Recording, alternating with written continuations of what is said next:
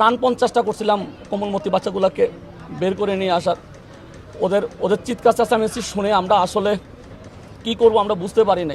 এই তথ্যটা আমি আসলে সঠিকভাবে বলতে পারবো না। এই তথ্যটা এরকম হওয়ার কথাও না, এত হওয়ার কথাও না।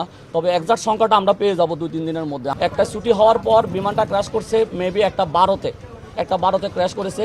তো ছুটি হওয়ার পরে কিছু বাচ্চা ওয়েটিংয়ে ছিল গার্ডিয়ানের জন্য, কিছু বাচ্চা ক্যাম্পাস লিভ করে চলে গেছে। তো এই জন্য আসলে হতাহতের খবরটা আমরা এক্স্যাক্টলি বলতে পারতেছি না।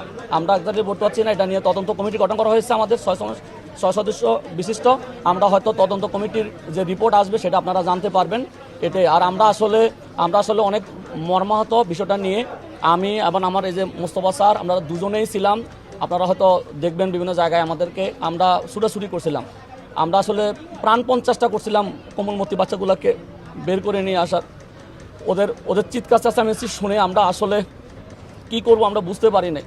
আমরা তারপরও গ্রিল ভেঙে আমাদের সাথে আমাদের রোভার স্কাউট, বিএনসিসি ওরাও ছিল, হোস্টেলের বাচ্চারাও ছিল, যে যার মতো করে পারছে গ্রিল ভাঙা, গ্রিলের তালা ছিল উইন্ডোর মতো, তালা ভাঙা, তারপরে একটা মই এনে 3 তলায় উঠা, হোস্টেলের বাচ্চারা পিছন থেকে হোস্টেলের বাচ্চারা মানে চেষ্টা করছে গ্রিল ভাঙার। এভাবে আমরা কিন্তু অনেক বাচ্চাকে উদ্ধার করতে পেরেছি।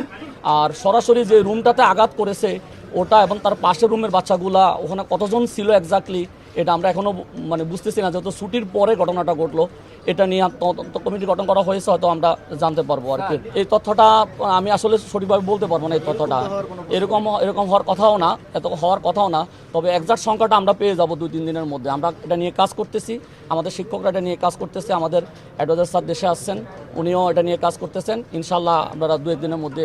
আগুন লাগার পরে ভবনের সামনে এসেছি, যেহেতু আমরা পাশের ভবনে ক্লাস নেই, আমরা কলেজ শাখায়, ওখানে আসলে এক্স্যাক্টলি কতজন বাচ্চা ক্লাস করতেছিল, কারা ছিল, এটা ওই রিলেটেড টিচাররাই বলতে পারবে, কিন্তু শত শত হওয়ার কথা না।